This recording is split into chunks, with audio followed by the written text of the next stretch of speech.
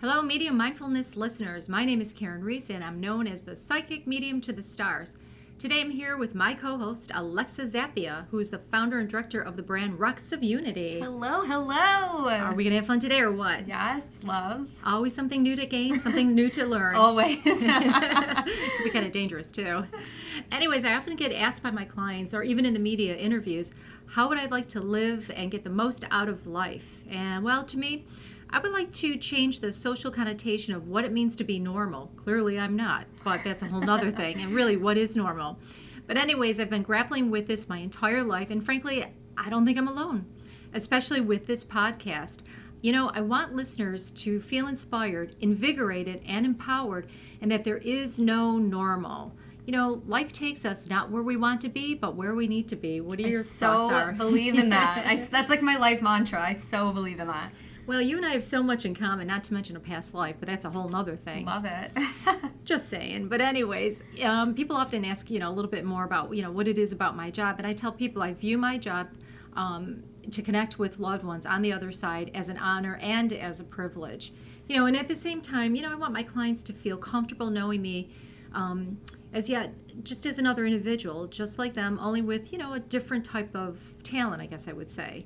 And I also want my listeners to feel that same comfortability with that airwaves just like they would in my office. So for that reason, I want to take a minute just to introduce myself a little bit more. Your thoughts before we start? I love it. I can't wait to, I know you, but I think that there's more to the story that can be revealed because, our day-to-day conversation is not getting to know you.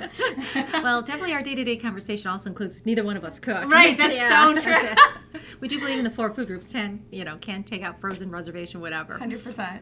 Anyways, I always thought it was normal to see dead people. I've been doing that my entire life, as well as making predictions. And it didn't help because my mom would often say, I see Uncle Frank, there's going to be a train wreck. A few days later, there's a train wreck, or, I see great-grandma Jean or whatever. So I always thought it was normal. In fact, I used to see this woman, Margaret, who was a spirit guide of mine, and I thought nothing of it. She'd come to me, by my bedside. I remember being in my crib, and she would show me my past life. So I often thought that was just normal. That didn't freak you out? That would completely freak me out.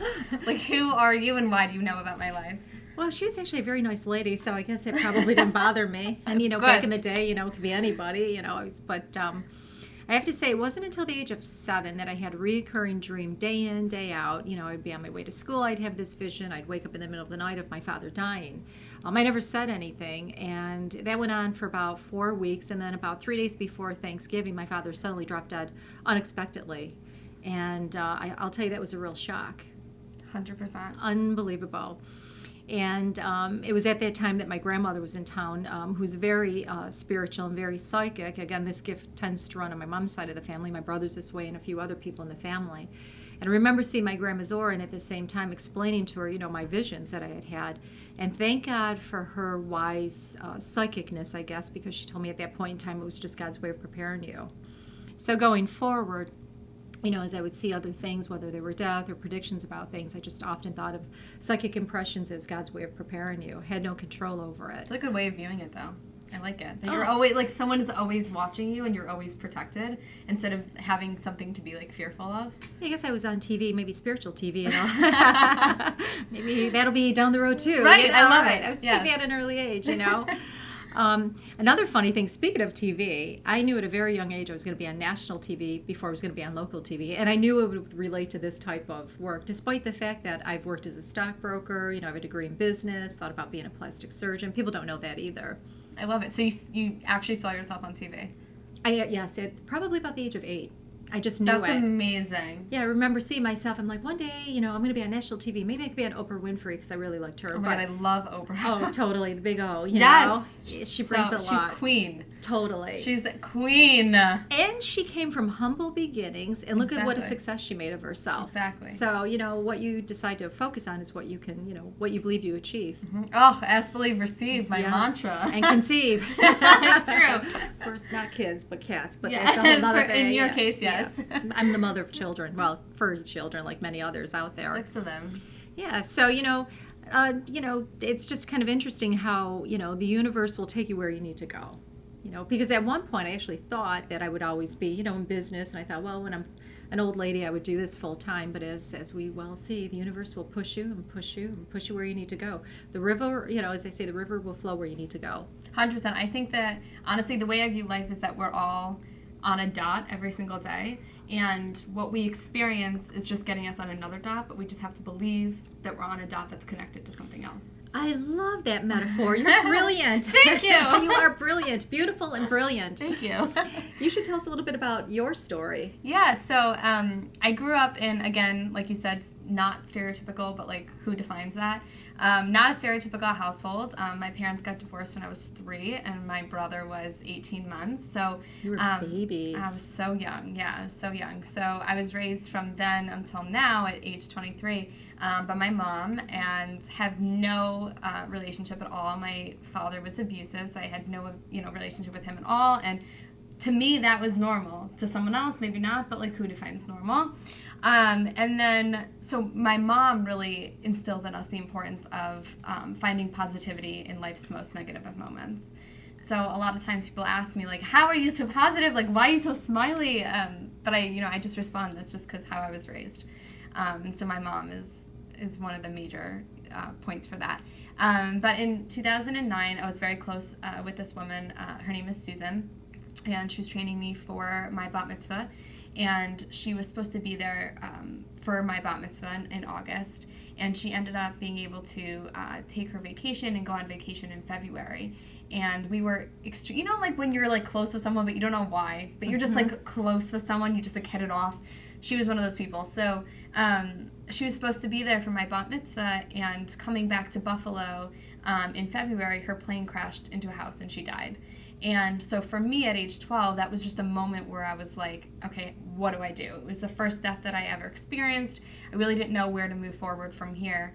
And so I just kind of picked up myself and decided to volunteer, and that's how I got more and more into, who I'm meant to be.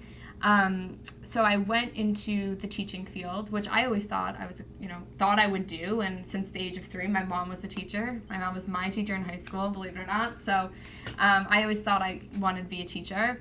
And when I was teaching, I just saw that there was a lot of intolerance in the world of how kids treat each other who are different from them. But, where does that stem from? It also stems from adults. So, like, it's not just a local issue, but it's a national and worldly issue. And so I wanted to do something that kind of changes that and spreads kindness instead of spreading hate. So with that, I made a lesson plan, and I just thought it was a lesson plan to, in one school, but it ended up being what is now Rocks of Unity. So in 2 years, it went from one school here in Buffalo to over 25 different countries and over 35 different states. That is amazing. Thank you. So I get booked around the country to speak on the concepts of diversity and difference and the importance of it. And then each person is given a rock, and they decorate it to represent who they are. And then those are placed in a community garden, and you're able to see the diversity within one organization. And so I started there, and then I wanted to do something that if I wasn't booked in person, how can I still spread those values? So I decided to post every day a daily dose of kindness on Facebook, Twitter, and Instagram under Rocks of Unity to spread positivity on a social media platform. And then I wanted to work in the entertainment industry and wanted to branch that out to celebrities, because, you've worked with a lot of celebrities, you probably know, but like celebrities are just like us. Just the only thing that differentiates us and them is the amount of people that know them. Well, I think you're a celebrity now. Oh, thanks. And you affect people in so many positive ways. See, you still are a teacher. You am. just teach in a whole different application. In a different angle. Right. And you get a bigger audience. But anyways, I didn't mean to interrupt. No. Because I think that's incredible. Thank you. So now I created a branch called Rocks of Unity Rockstars, where celebrities endorse what I do. They decorate a rock, they send it back to me, and then I put it in a community garden, and you're able to see the diversity within that, even though you can't tell which ones are celebrity rocks and which ones aren't. So when I was going to school for teaching, I was teaching in a 6th grade English classroom, and I loved it, like best experience in my college career.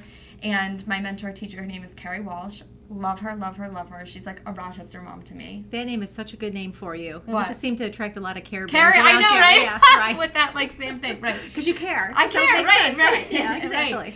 Right. And so we were sitting at lunch, and she turned to me and she said, "You're a great teacher." She came out of absolutely nowhere, but it like rocked my world, no pun intended. And as you were saying it, but that's a universal message because you've been given that consistently. But go on. Right. That's such a fascinating story. Thank you. And she said, you know, you're meant to teach, but I want you to be able to teach in a different way and expand your horizons because you're meant for so much more. And so that moment was the moment that I said, okay, maybe I can do something else or should do something else. So if you would have asked me when I graduated college 2 years ago if I would be running an international outreach, brand of kindness or whatever, working as an innovation specialist for an international company, and then working for a psychic medium, I don't think I would have thought you were crazy, but I couldn't imagine my life in any other way. So. But it's amazing because you transform lives and you've taken negative situations, challenges throughout your life. Your father, became absent, when you were 3. Then you had your close friend pass as a result of a plane. But all these types of milestones have definitely led you to a whole different place that have actually made you so important on the world stage. Thank you. It really is. It's quite impressive for somebody as young as you are. Thank you. I'm very impressed. Oh, thank you. I'm really impressed with you. No, these are just dead people. My people just talk to your people, but that's something to be very impressive about. Because you do make a lot of changes in people's lives, and you teach them and you direct them in ways that they wouldn't normally see. We're so used to seeing a more linear type of approach, but you bring a whole different look at it. And honestly, when you look back at everything that has happened, everything now makes sense. But in the moment, it didn't make sense. No. But now it all makes sense. Totally. Right. Yeah. Again, the universe just kind of pushes you along where you need to go. It's fascinating, isn't it? Love it. I always tell people it's not always the challenges or the mistakes you make, but it's with what you do with what you have and how you handle it. What happened, what are you doing with it? Because that builds character. Are you going to go left, are you going to right, you're going to do the right thing, and it's all about building character. And because we're all interconnected, as you well know, and the rocks of unity can't explain it any better. Thank you. It's all about, how do you want to be treated? Treat others how you want to be treated, and let the universe take you where it needs to go. And signposts, too. Like you said, your friend Carrie said, you need to be doing bigger things. It's just a signpost. If you listen to those synchronistic, types of things, you'll find that the universe will take you. And I totally think, incredible journey. Right, it's such an incredible journey, and you don't know who you're going to meet and why. And, long story short, I wasn't even supposed to be student teaching in her classroom. That was a very last-minute switch, 3 weeks before student teaching. Funny, isn't it? Right? And, how crazy. And even, how I met you, it was weird. And, now look at, or not even weird, but, so coincidental, but I don't think that there's anything such as a coincidence, so. No, and that incident with your friend Susan that passed, too, I have a connection into that as well, which we could talk about some other time. But it's just kind of fascinating how the doors just keep opening up. Yeah.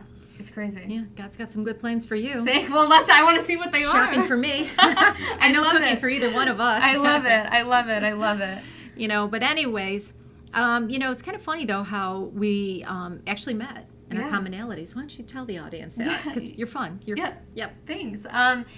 So Karen has this show called The Karen Reese Show. And so, I don't know, I just randomly, my mom got read by her 10 years ago. And it was a name just, that was floating around, and I saw an ad for a show, and I was like, oh, okay, floating I'll go. around. That applies to my industry. Ghosts float around me all the time. Right, I know. For you, it's probably so normal.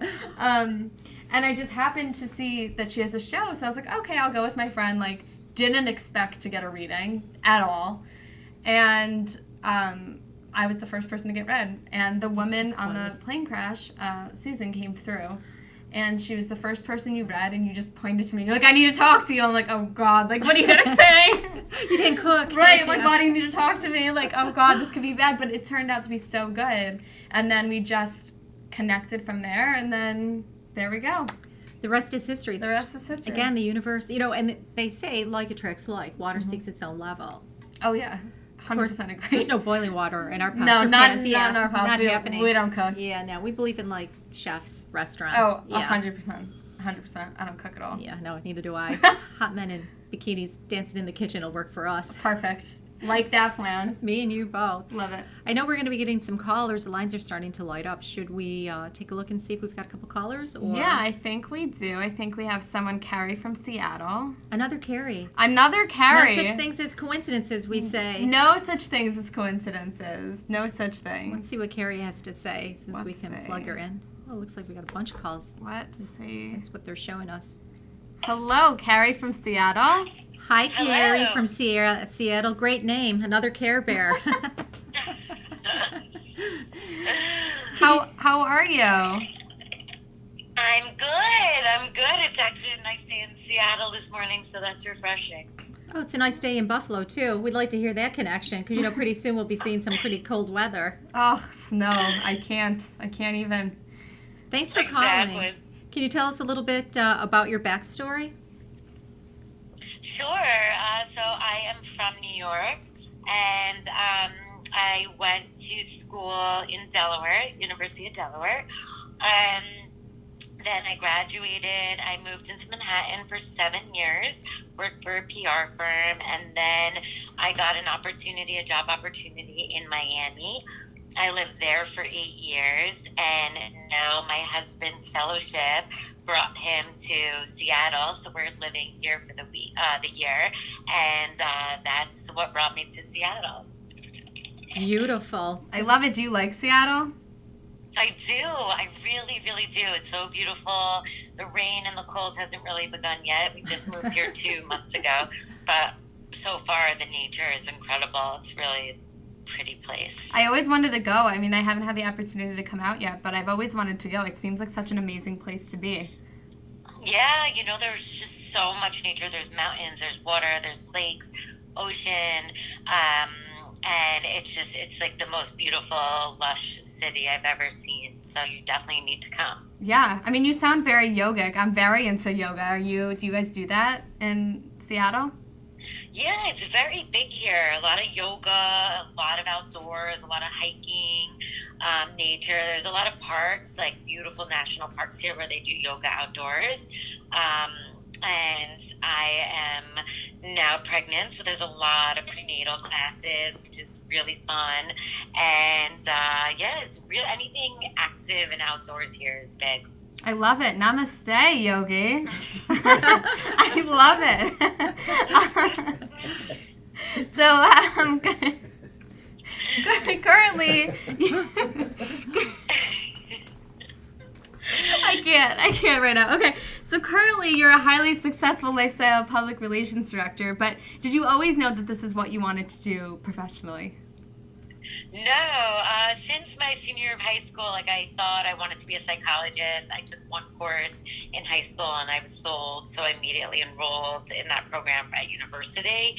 And I thought that that's what I wanted to do, was be a psychologist or something in the health and nutrition field. And then, yeah, it changed from there. So I did not ever expect to be a publicist. That's interesting. What was the key moment, Carrie, that made you make a life-changing decision to go from psychology into your field? Right, so senior year, I loved studying all sorts of psychology classes. I took a lot of industrial psychology to, traditional psychology classes. And by my senior year, I just felt that a lot of the classes were repetitive and it was getting a little stale. I wasn't challenged enough. And I was going to go for my doctorate in psychology and go into my own practice and go that route. And when I really thought about it, I was just like, I don't want to be confined to a small office all day. I want to use psychology and apply it on a bigger scale. I just didn't want to, do these courses all over for the next 5 years and realize that wasn't the path I wanted to take any longer. So do you think you're still using any of the skills either from college or psychology or anything that you learned in school, in what you do right now as a public relations director? Yeah, absolutely. We really studied behavior and the mind. As I said, I took a lot of industrial psychology classes, which I found fascinating, even economic psychology. So I feel like those classes really helped me understand the workforce, understand people, behaviors, how the mind works, combined with, a lot of the spiritual practices I've taken over the years. It's really helped me connect with clients, with media, with coworkers, and I feel it's been really an advantage to my career studying it for 4 years. So at what in your career, when did you change, and then when did you realize that you were in the right place? How old were you and how did you know? So right after college, I had interned for a developer and who, had his own tech firm, and he also owns a lot of real estate in the New York area. So I lived home for 2 years, and he was great. I learned so much.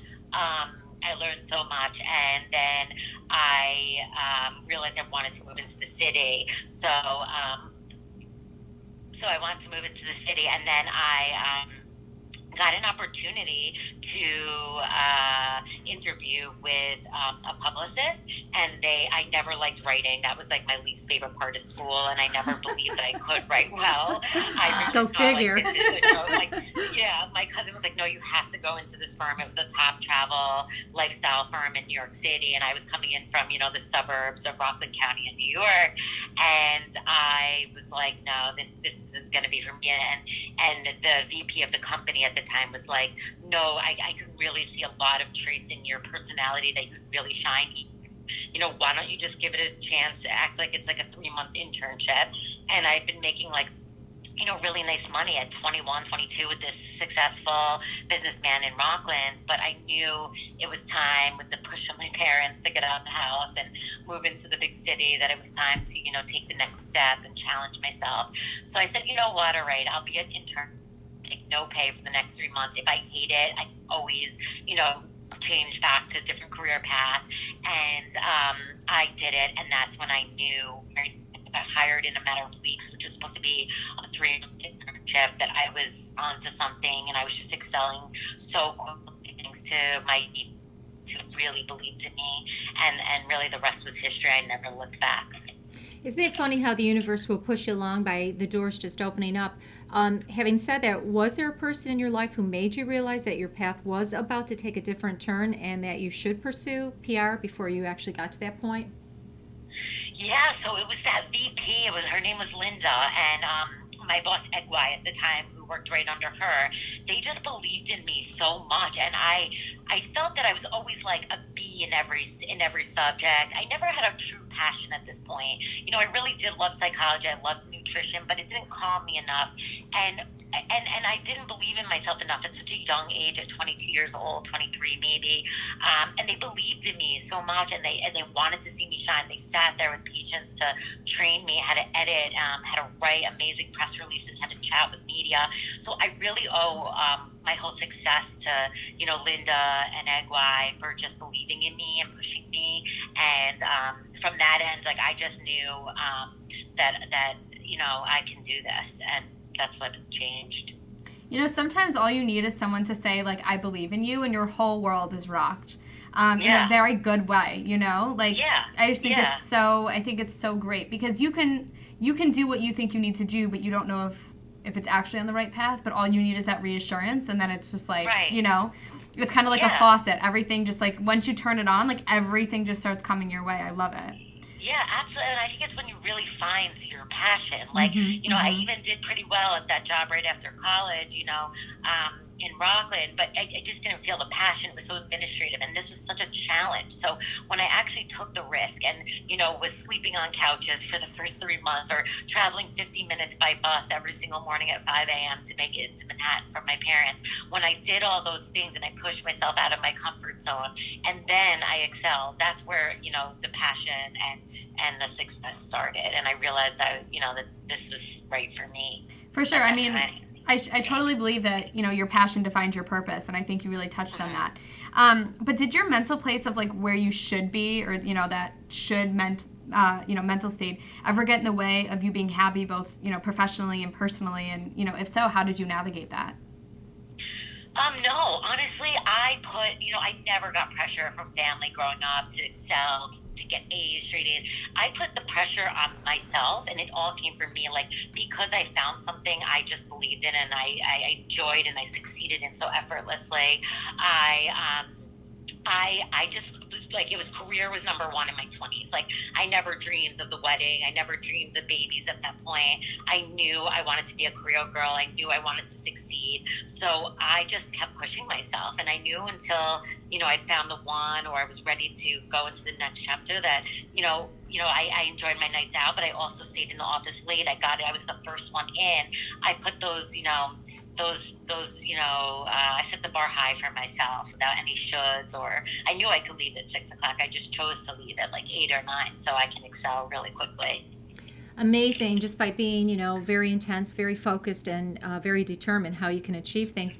Another quick question: as a soon-to-be first-time mom, as a wife, and as a business professional, how do you manage it all and, still find time for yourself? Yeah, so like I said, for a while it was like, I always look at my life as a big pizza pie, right? So I always I feel love like the that. most balanced We love life pizza. is like a pie. My goal in life is to keep everything in a perfect slice where, nothing takes up too much of my pie, whether it's a job or a relationship or, self-care. So like That's I hilarious. gave a lot of the pie to work, and I knew that was unhealthy. And then in my late 20s, I gave too much of my pie to relationships and focusing on that, and I realized that wasn't healthy. So I've now, as I matured, I aim that like everything deserves its own, percentage in my life. And I've really, just even recently, have learned the balance of that, where I learned to cut off my day. I learned that, okay, it is now 6 o'clock. I started at 8 or 9, and some days it might be 4 o'clock, or some days it might be 8 p.m. I'm done with work. But I owe it to myself to give myself gym time, to spiritual time, to prayer, meditation, my husband, making sure my baby growing, inside my belly is getting enough food and sleep and nutrition. So I really feel like as I get older and I mature and I set limits on myself and set boundaries with other people who can't take up too much of that pie, is when the balance started coming in, professionally and personally for me. I love that. I mean, self-care is not selfish, it's essential. And it sounds Yeah. like you. That's so true. You could have said it better. Brilliant. Thank you. Yeah. Thank you. I mean, it Let's- sounds like you're getting your balance in your pizza according to your metaphor. My pizza. Yeah, so I mean, there are days where, of course, I wish I could do more self-care, but even if it's just taking 10 minutes in the morning to meditate and think, and gratitude lists and stuff like that, that's enough for me to feel, grateful for everything I have, and it helps me reach that balance. Do you have a gratitude journal? It sounds like, have you heard of one? Yeah. Actually, I do. Every morning I write in the 5-minute journal. It's an incredible gift I gave myself. And it's just called 5-Minute Journal. You write 3 things you're grateful for, 3 things you're looking forward to that day. And then at the end of the day, you also write 5 things. Like you write 3 things that, that happened for the day, and then 3 things you wish you could do better. It's just a great, quick journal to help you stay on track.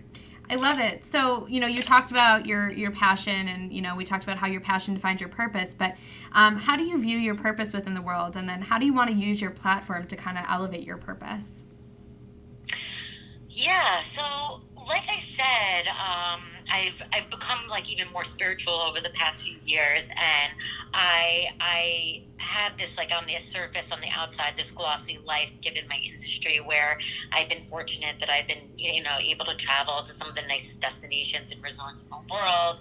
I represent some high profile celebrity chefs, so I get to dine out. So on the surface, on the outside, on all my platforms, it looks like this shiny, attractive life. But I also like to insert all my spiritual beliefs into that. So it's not superficial, it's grounded. You can have it all. You can have, the husband, you can have success, you can have a career, you can have a baby, but I also like to show that it's important to have kindness. It's important to share your gratitude and to not live a superficial life. So I like to kind of use that to show that you can have it all and be a good human.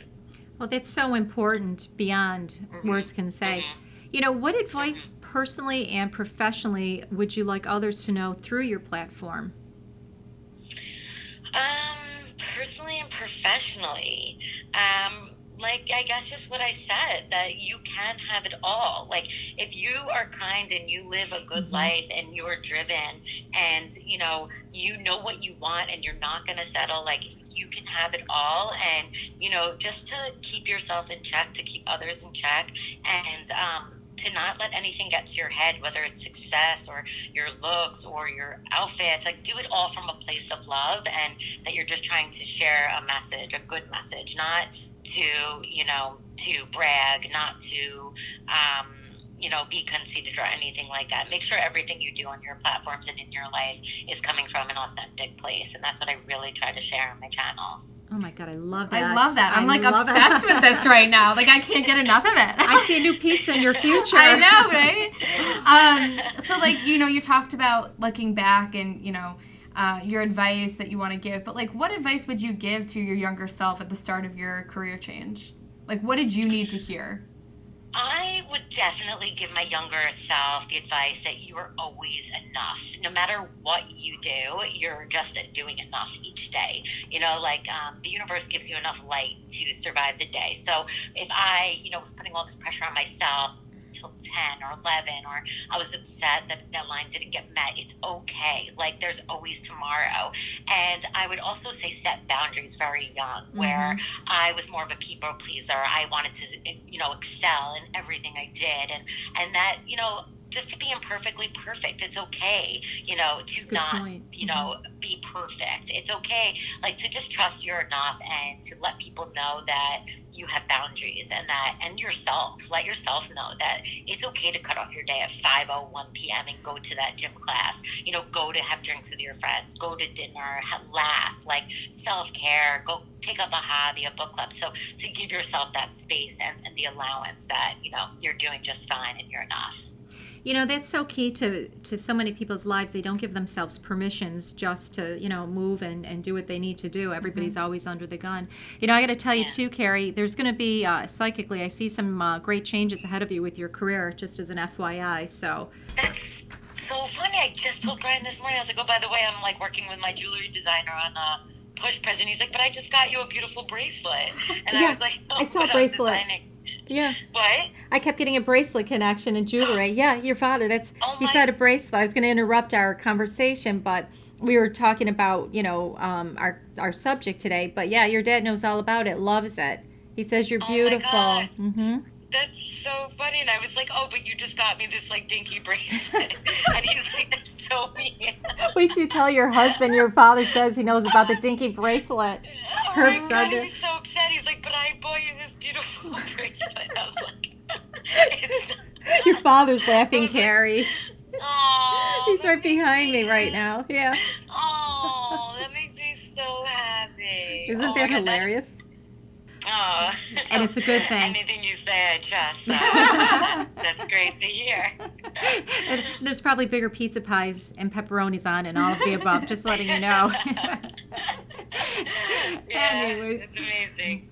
Thank you so much, Carrie, for joining both Alexa and myself in studio. I find your story very inspiring while it reinforces the importance of letting life guide you instead of you guiding life.